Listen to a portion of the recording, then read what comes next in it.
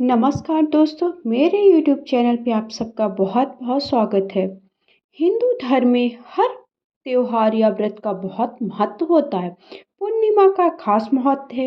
इन सभी पूर्णिमाओं से शरद पूर्णिमा का विशेष और कल्याणकारी माना जाता है। अश्विन माह में आने वाली पूर्णिमा को शरद पूर्णिमा, कौमुदी पूर्णिमा, कोजागरी पूर्णिमा या रास पूर्णिमा भी के नाम से जाना जाता है। शरद पूर्णिमा के दिन चंद्रमा धरती के सबसे निकट होता है। ये पर्व रात में चंद्रमा की दुधिया रोशनी के बीच मनाया जाता है। पूरे साल में केवल शरद पूर्णिमा के दिन ही चंद्रमा अपनी 16 कलाओं से परिपूर्ण होता है। इस दिन चंद्रदेव की पूजा करना बहुत ही शुभ माना जाता है। इस बार शरद पूर्णिमा 28 अक्टूबर दिन शनिवार के दिन मनाया जाएगा। तो बहुत ही साधारण पूजा मैं आप सबको करके दिखा रही हूँ और उसमें कलश की स्थापना नहीं करी, बिना कलश की स्थापना। सबसे पहले आपको देखिए तुलसी जी जहाँ पर भी आप पूजा कर रहे हैं वहाँ पर तुलसी जी रख लीजिए, या फिर आप ये आंगन पे भी कई लोग पूजा करते हैं क्योंकि शाम के वक्त पूजा करते हैं। देखिए पूजा कब करनी है ये सारी जानकारी मैं आपको दूंगी क्योंकि चंद्र ग्रहण पड़ रहा है। तो ग्रहण में आपको सूतक लग जाते हैं पहले से ही, तो पूजा कैसे करें। तो सबसे पहले देखिए जहाँ पर भी आप पूजा करें वहाँ तुलसी जी रख लीजिए, वहाँ पर एक स्वस्तिक बना लीजिए साफ सुथरा करके।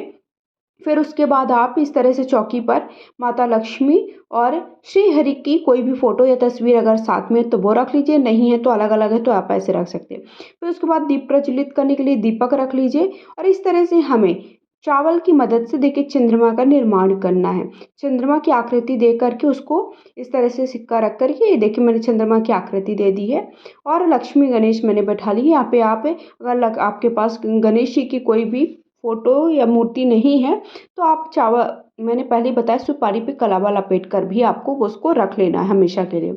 उसके बाद शरद पूर्णिमा व्रत की कथा की किताब, अगर आप कार्तिक मास के महत्व का कथा पढ़ना चाहते हो, हर प्रत्येक अध्याय होते हैं तो उसका अगर पाठन करना चाहते हो तो वो आप रख लीजिए। देखिए कई लोग इसका कार्तिक के स्नान करते हैं तो उसका प्रत्येक दिन श्रवण करते हैं, मतलब उसको पाठ करते हैं।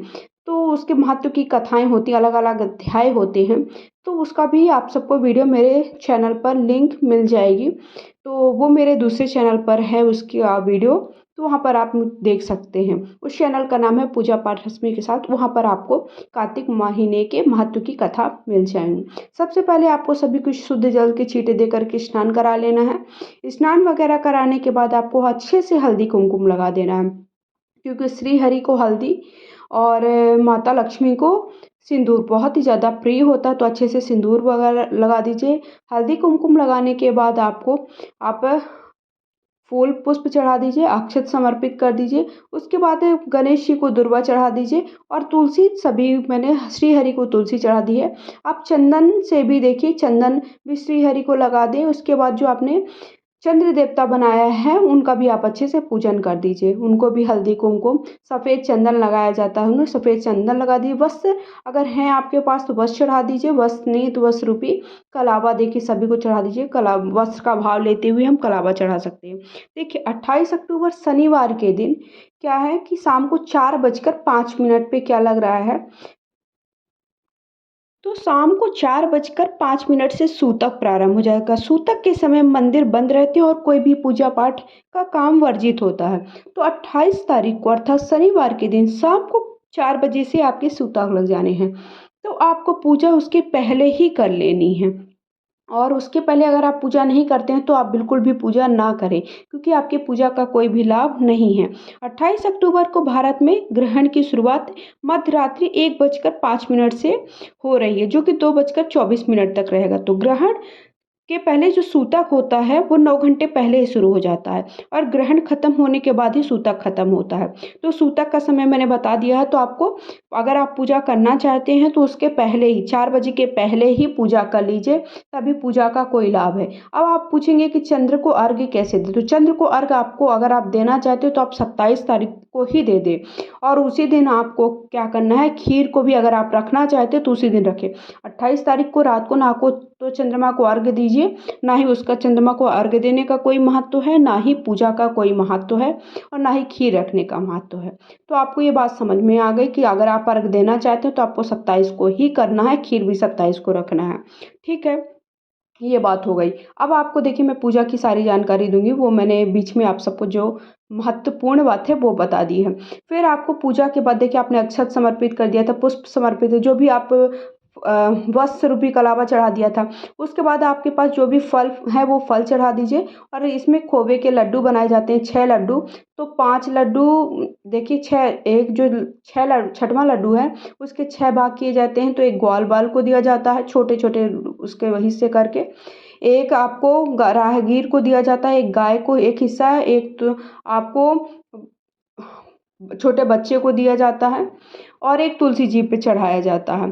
तो इस तरह से आपको उसके 6 भाग कर लेने हैं और जो 5 लड्डू हैं उसमें से एक लड्डू आपको खुद को खाना है, एक आपको सहेली बनाया जाता है तो सहेली को देना है और एक लड्डू आपको आपके घर में अपने पति को देना है और एक लड्डू आपको घर में जो बुजुर्ग हैं मतलब सास-ससुर हैं उनको दे देना है।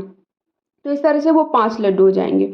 अब आपको चंद्र देवता को देखिए अर्घ कैसे देना है। मेरे पास जो हाई चंद्रमा होता है, जो बच्चे को पहनाया जाता है वो रखा होता है तो इस मैंने उसको रख लिया है। तो इस तरह से देखिए आप थाली पर ही चंद्रमा को अर्घ दें क्योंकि जब आप नीचे अर्घ देते हैं तो आपके उसके छींटे पानी के छींटे और या दूध के छींटे आपके पैरों में पड़ते हैं, जो कि बिल्कुल भी शुभ नहीं होता है।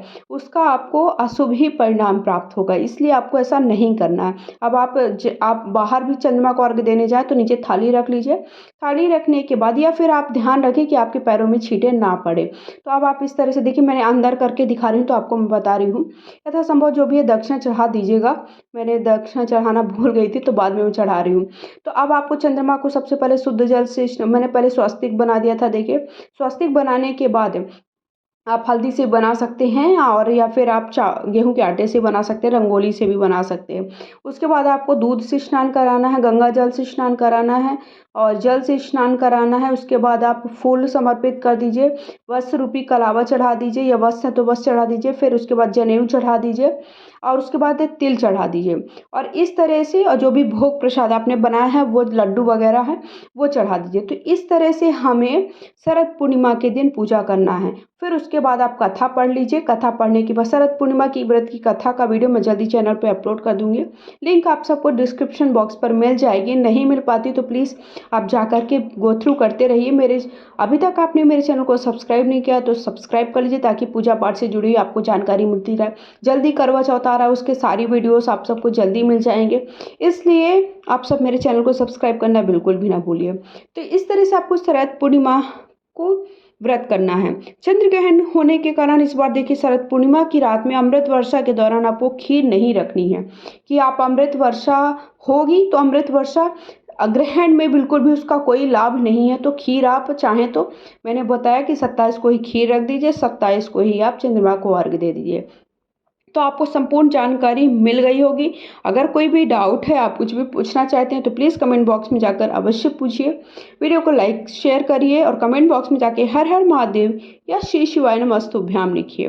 ग्रहण चंद्रमा जिस दिन चंद्र ग्रहण है और शरद पूर्णिमा है उस दिन कुछ खास उपाय भी आप सब कर सकते हैं ताकि आपकी समस्त मनोकामनाएं की पूर्ति हो सके। बहुत ही खास दिन है तो उसका वीडियो भी आप सबको मेरे चैनल पे मिल जाएगा। तो आई होप आप सबको सारी जानकारी मिल गई है। वीडियो बहुत ज़्यादा पसंद आया है सो प्लीज़ सब्सक्राइब कर लीजिए मेरे चैनल को और कमेंट बॉक्स में जाकर हर हर महादेव वीडियो लिखिए और वीडियो को लाइक शेयर करिए। सो हर हर महादेव, श्री शिवानंद।